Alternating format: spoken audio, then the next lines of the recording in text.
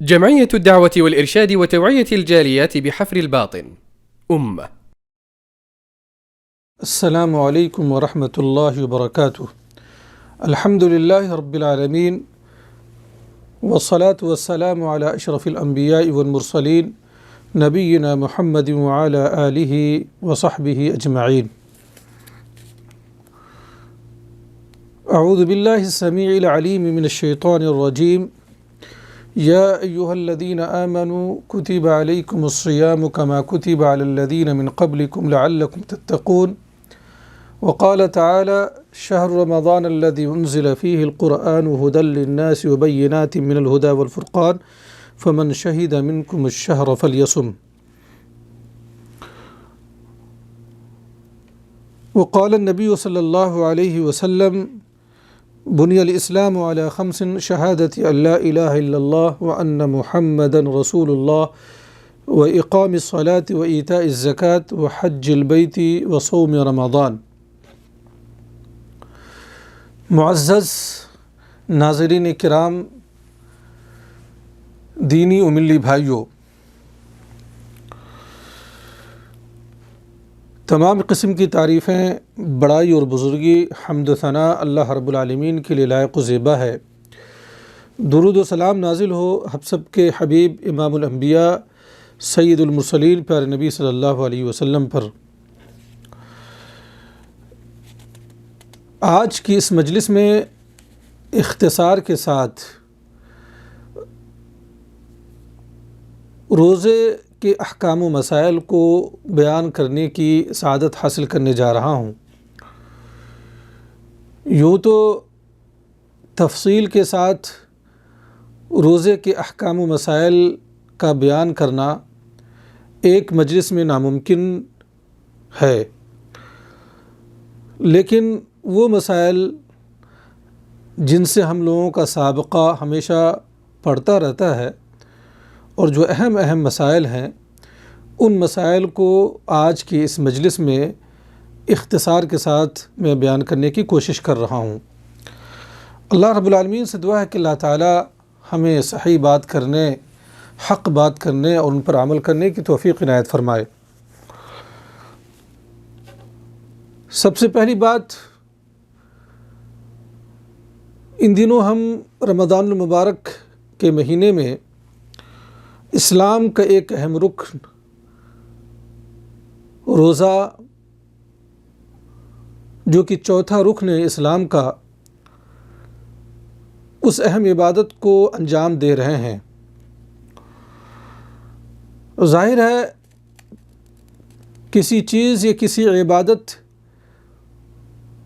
کو انجام دینے سے پہلے بحیثیت ایک بندہ مومن اور مسلمان ہونے کے ہمیں اس عبادت کے بارے میں جانکاری اور علم حاصل کرنی چاہیے، اس لیے کہ علم کی بنیاد پر اگر کوئی عمل آپ کرتے ہیں تو آپ اس وقت جو ہے اس عمل کو اچھے انداز میں اور درست اور صحیح انداز میں انجام دے سکتے ہیں۔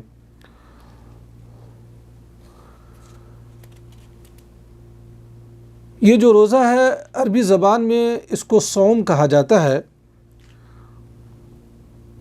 صوم کے معنی ہوتا ہے امساک، رکنے کے، اور شریعت کی اصطلاح میں صوم کہتے ہیں کھانے پینے اور بیوی سے جمع کرنے اور ہر وہ چیز جو انسان کے روزے کو باطل کر دے، ان تمام چیزوں سے رکے رہنا، صبح صادق سے لے کر غروب شمس تک اللہ رب العالمین کی عبادت کی نیت سے اس کو روزہ کہتے ہیں۔ رب العالمین کی عبادت کی نیت سے صبح صادق سے لے کر غروب آفتاب تک کھانے پینے اور ہر وہ چیز جو انسان کے روزے کو باطل کر دے، ان چیزوں سے رکے رہنے کا نام کیا ہے؟ روزہ ہے۔ اس روزے کا حکم کیا ہے؟ یعنی یہ واجب ہے، مستحب ہے، سنت ہے، کیا ہے؟ تو رمضان المبارک کے روزے اللہ رب العالمین نے مسلمانوں اور مومنوں پر فرض کیا، یہ واجب ہے۔ اس کے وجوب اور اس کی فرضیت پر قرآن و حدیث اور امت محمدیہ کا اجماع یہ ساری چیزیں دلالت کرتی ہیں۔ قرآن میں اللہ رب العالمین نے ارشاد فرمایا یا ایھا الذین آمنوا کتب علیکم الصیام کما کتب علی الذین من قبلکم لعلکم تتقون، کہ اے مومنو تم پر اسی طرح سے روزے فرض کیے گئے ہیں جس طرح سے تم سے پہلی امتوں پر اللہ رب العالمین نے روزہ فرض کیا ہے، تاکہ تم متقی اور پرہیزگار بن جاؤ۔ پیارے نبی صلی اللہ علیہ وسلم کی سنت، جس کو امام بخاری اور امام مسلم رحمہ اللہ نے اپنی کتاب کے اندر ذکر کیا ہے، راوی ہے عبداللہ ابن عمر رضی اللہ تعالی عنہما، اور یہ مشہور و معروف حدیث ہے، بنی الاسلام علی خمس شہادت اللہ الہ الا اللہ، کہ اسلام کی بنیاد 5 چیزوں پر رکھی گئی ہے۔ پہلی، اللہ رب العالمین کی وحدانیت اور معبود ہونے کی گواہی دینا، اور محمد صلی اللہ علیہ وسلم کی رسالت کی گواہی دینا، یعنی اس بات کی گواہی دینا کہ اللہ رب العالمین کے علاوہ کوئی حقیقی معبود نہیں اور محمد صلی اللہ علیہ وسلم اللہ کے رسول اور پیغمبر ہیں۔ 5 وقتوں کی نمازیں قائم کرنا، زکوٰۃ دینا جس کو اللہ رب العالمین نے استطاعت دی ہے، اور بیت اللہ کا قصد کرنا یعنی حج کرنا، اور رمضان المبارک کے روزے رکھنا۔ تو اس سے بھی رمضان المبارک کے روزے کی فرضیت ہمارے سامنے واضح ہو جاتی ہے، اور امت مسلمہ کا اس بات پر اجماع اور اتفاق ہے کہ رمضان المبارک کے روزے مسلمانوں پر اللہ رب العالمین نے کیا ہے، فرض کیا ہے۔ جو آدمی رمضان المبارک کے روزے کا انکار کرے گا وہ دائرہ اسلام سے خارج ہو جاتا ہے، یعنی مرتد اور کافر ہو جاتا ہے۔ دوسری بات، روزے کے شرائط کیا ہیں، وہ کیا شرائط ہیں جو ایک شخص کے لیے وہ شرائط کا ہونا یا پایا جانا اس شخص کے اندر ضروری اور لازمی ہے۔ اس کے لیے یہ ہے کہ یہ روزہ ہر اس شخص پر فرض ہے جو مسلم ہو، بالغ ہو، عاقل ہو، اور روزہ رکھنے پر کیا ہے، قدرت رکھتا ہو، یعنی مسلمان ہو، کافر پر روزہ فرض نہیں، بالغ ہو، بچے پر روزہ فرض نہیں، عقل مند، مجنون اور پاگل پر روزہ فرض نہیں، اور ایسا شخص جو روزہ رکھنے پر قادر ہو، یعنی وہ مقیم ہو، مسافر نہ ہو اور مریض نہ ہو۔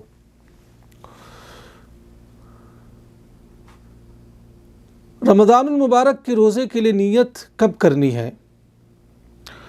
تو اس سلسلے میں یہ بات سمجھنی چاہیے کہ رمضان المبارک کے روزے یہ کیا فرض ہے، اور فرض روزوں کی نیت طلوع فجر سے پہلے کرنی ہوتی ہے۔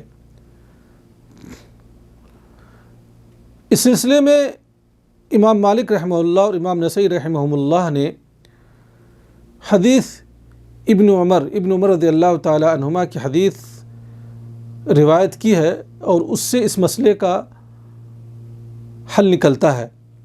وہ یہ کہتے ہیں کہ لا یصوم الا من اجمع الصیام قبل الفجر،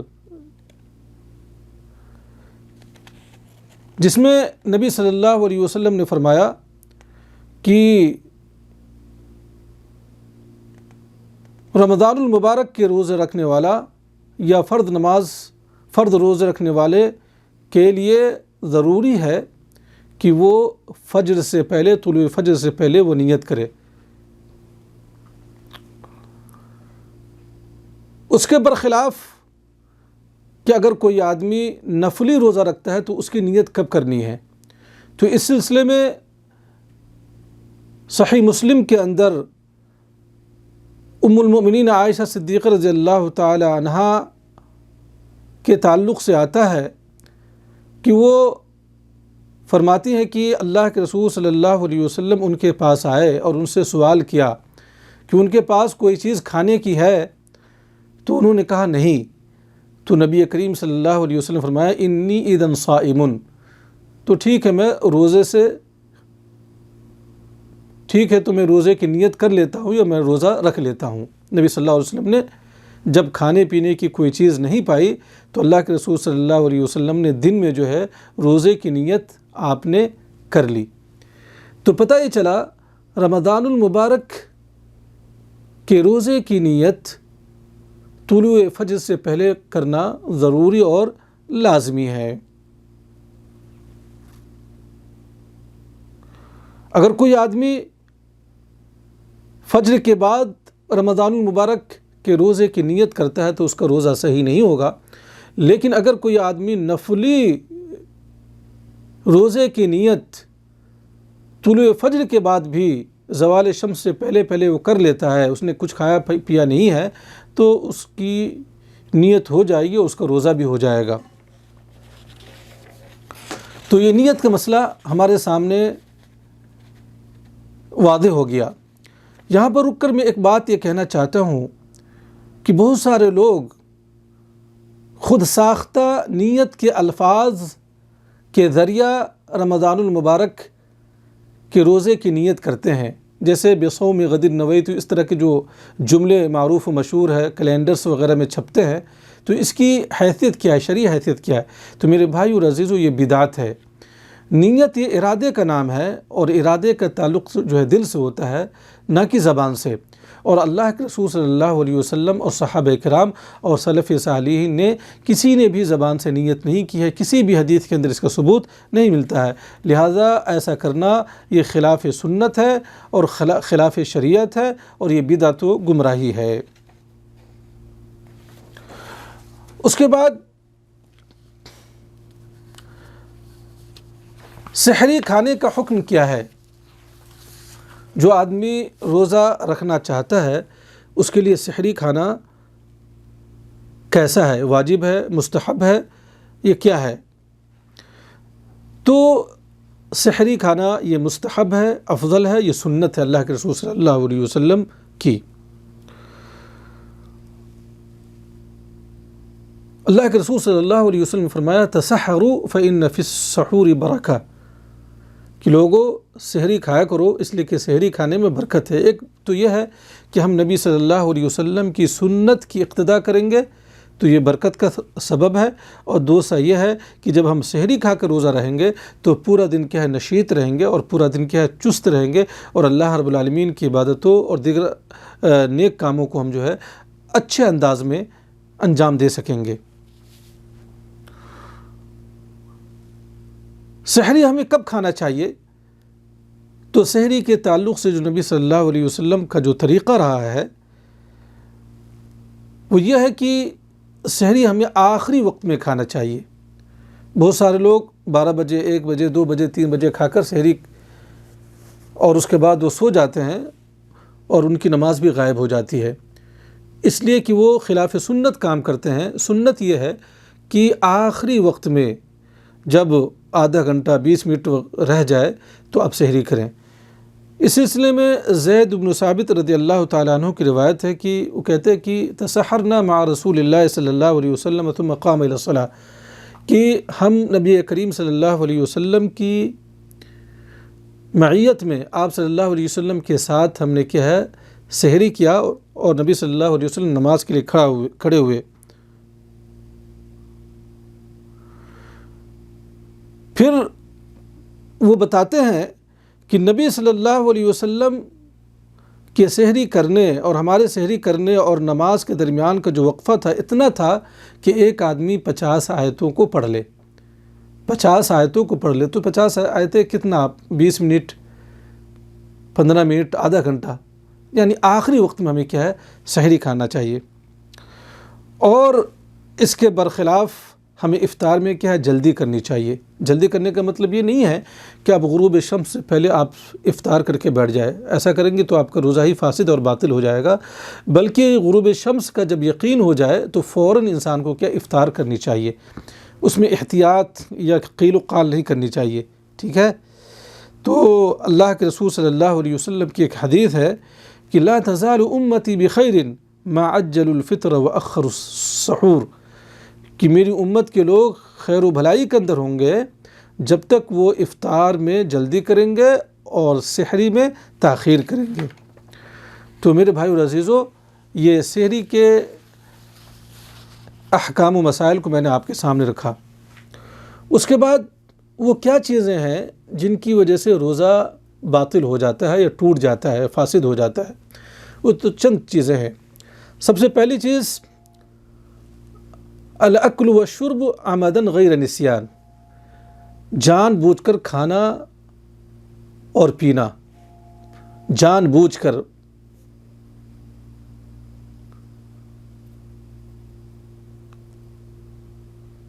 اور اسی میں اگر کوئی آدمی سگریٹ پیتا ہے تو اس کا بھی روزہ باطل ہو جائے گا۔ دوسری چیز، یہاں پر یہ بات ہمیں معلوم ہوئی کہ اگر کوئی آدمی بھولے سے کھانا کھا لے پی لے، بھرپیٹ کھا پی لے، پھر بھی اس کا روزہ نہیں ٹوٹے گا، کیونکہ اللہ کے رسول صلی اللہ علیہ وسلم نے فرمایا کہ اس کو اللہ رب العالمین نے کھلایا اور پلایا ہے۔ پتہ ہی چلا کہ جان بوجھ کر اگر آپ کھاتے پیتے ہیں تو روزہ ٹوٹ جائے گا۔ یا اسی طرح سے کوئی ایسی چیز جو اپنی ناک کے ذریعہ آپ لیتے ہیں اور وہ معدے تک پہنچتی ہے تو اس سے بھی روزہ ٹوٹ جائے گا۔ جیسے ناک میں آپ قطرات ڈالتے ہیں اور معدے تک اس کے اثرات پہنچتے ہیں تو روزہ ٹوٹ جائے گا۔ دوسری چیز، ہر وہ چیز جو کھانے اور پینے کے قائم مقام ہو، یعنی کھانے اور پینے کا کام کرتا ہو۔ مثال کے طور پہ ایسی سوئی آپ لیتے ہو جس سے آپ کو جسم میں تقویت ملتی ہو تو اس سے بھی روزہ ٹوٹ جائے گا۔ تیسری چیز، بیوی سے جمع کرنا۔ انسان اپنے شرمگاہ کو اپنی بیوی کے اندر داخل کرے، گرچہ وہ اس کا انزال نہ ہو، یعنی منی خارج نہ ہو، پھر بھی روزہ ٹوٹ جائے گا۔ تو ایسے شخص پر اگر کسی نے رمضان المبارک کے دنوں میں جان بوجھ کر رمضان المبارک کے دنوں میں جمع کیا ہے تو ایسے شخص پر کیا کفارہ ہے، اور وہ کفارہ کیا ہے کہ یا تو وہ ایک گردن کو آزاد کرے، اگر اس کی استطاعت نہیں ہے تو پے در پہ 2 مہینے روزے رکھے، اور اگر اس کی بھی استطاعت نہیں ہو تو 60 مسکینوں کو کھانا کھلائے۔ پانچویں چیز، وہ عورت جس کو حیض اور نفاس آ جائے۔ حیض اور نفاس، اگر کوئی عورت یا کوئی بہن یا ماں روزے کی حالت میں اور حیض اور نفاس میں مبتلا ہو جاتی ہیں تو ان کا روزہ ٹوٹ جائے گا۔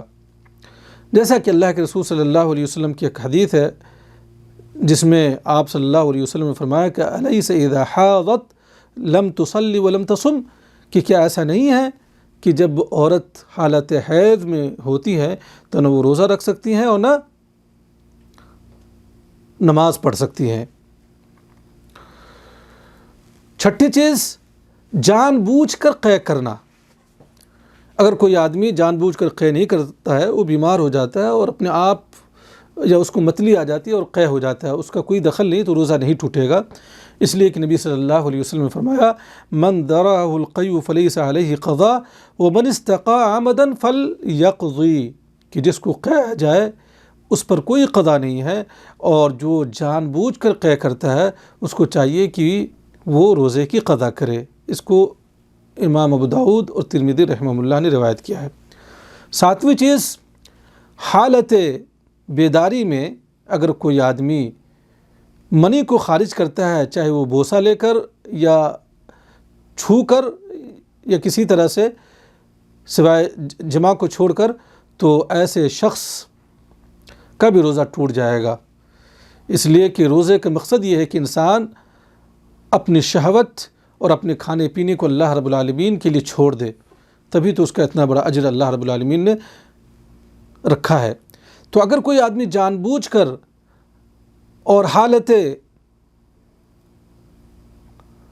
بیداری میں بوسہ لے کر یا کسی طرح سے اپنے ہاتھوں سے منی کو خارج کر دیتا ہے تو ایسے شخص کا روزہ کیا ہے، باطل ہو جائے گا۔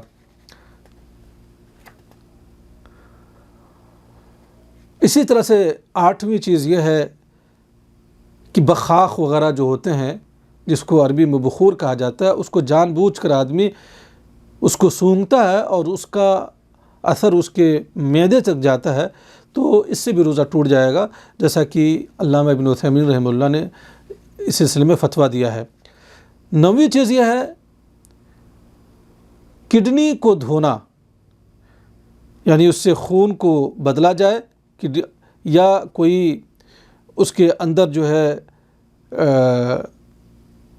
ایسے مادے داخل کیے جائے جن سے مریض کو تقویت پہنچتی ہو، تو ایسے شخص کا بھی روزہ کیا ہے، ٹوٹ جائے گا۔ تو یہ اختصار کے طور پہ میں نے وہ باتیں آپ کے سامنے بیان کی جن سے روزے ٹوٹ جاتے ہیں۔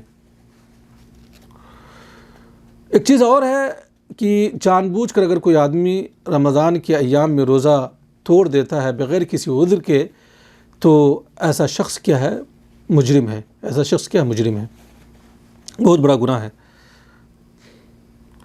ایک مسئلہ یہ ہے کہ فجر کی اذان ہو گئی اور انسان حالت جنوب میں ہے، ناپاکی کے وہ حالت میں ہے، جنوبی ہے وہ، تو کیا وہ شخص روزہ رکھ سکتا ہے کہ نہیں رکھ سکتا ہے، اور اس کا روزہ صحیح ہوگا کہ نہیں ہوگا؟ تو ایسے شخص کا روزہ صحیح ہو جائے گا۔ اس سلسلے میں امام بخاری اور امام مسلم رحمہ اللہ نے ام المؤمنین عائشہ صدیقہ رضی اللہ عنہا سے روایت کرتے ہیں کہ اشہد علی رسول اللہ صلی اللہ علیہ وسلم انہ کان لیصبح جنبا من جماع غیر احتلام ثم یصومہ، کہ میں یہ گواہی دیتا ہوں کہ اللہ کے رسول صلی اللہ علیہ وسلم صبح کرتے تھے حالت جنوب میں، اور یہ جمع کی وجہ سے ہوتا تھا، صرف ایسا نہیں کہ احتلام ہو گیا، جمع کی وجہ سے آپ صلی اللہ علیہ وسلم نے، اور پھر اس کے بعد آپ صلی اللہ علیہ وسلم روزہ رکھتے تھے۔ اسی طرح سے وہ عورت جو فجر سے پہلے پاک ہو جائے اور اس کو غسل کرنے کا موقع نہیں ملا، فجر کے بعد وہ غسل کرتی ہے، تو اس کا بھی روزہ کیا ہے، صحیح ہو جائے گا۔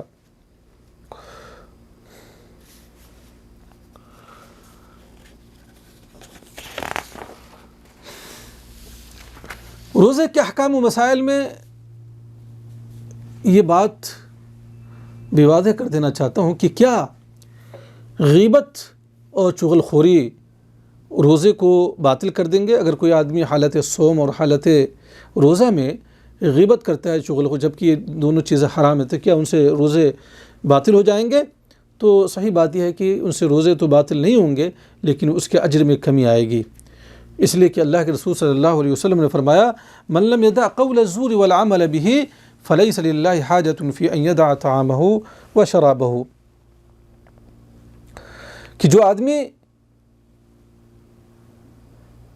غلط بات اور اس پر عمل کرنا، جھوٹ بولنا اور اس پر عمل کرنا، یا اسی طرح سے نہیں چھوڑتا، یا کوئی بھی غلط کام نہیں چھوڑتا، تو ایسے شخص کے بارے میں اللہ کے رسول صلی اللہ علیہ وسلم فرمایا کہ اللہ رب العالمین کو ایسے شخص کے بھوکے اور پیاسے رہنے میں کوئی ضرورت نہیں ہے، یا اللہ رب العالمین کو کوئی حاجت نہیں ہے۔ یعنی ایسا شخص بھوکا اور پیاسا رہے، اللہ رب العالمین ایسا نہیں چاہتا ہے کہ انسان بھوکا اور پیاسا رہے اور جھوٹ بھی بولے، غیبت بھی کرے، چغل خوری کرے، تو ایسے شخص کو اللہ رب العالمین جو ہے اجر سے نہیں نوازے گا۔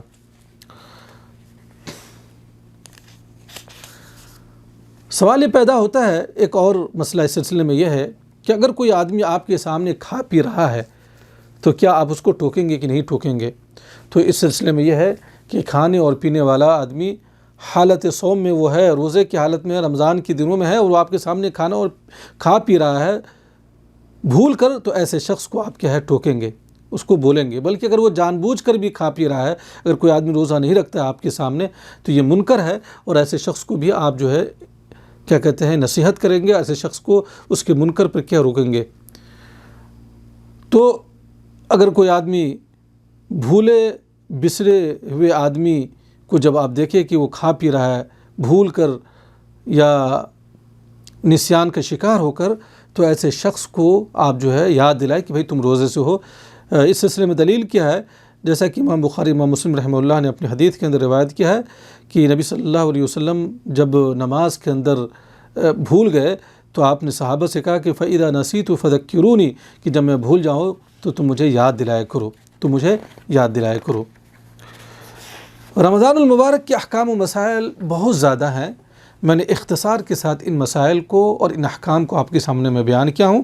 اللہ رب العالمین سے دعا کہ اللہ تعالی ہمیں رمضان المبارک کے احکام و مسائل کو سمجھنے اور رمضان المبارک کی روزے کی قدر کرنے، اور اللہ رب العالمین ہمیں اس مہینے میں زیادہ سے زیادہ خیر کے اعمال انجام دینے کی توفیق عنایت فرمائے۔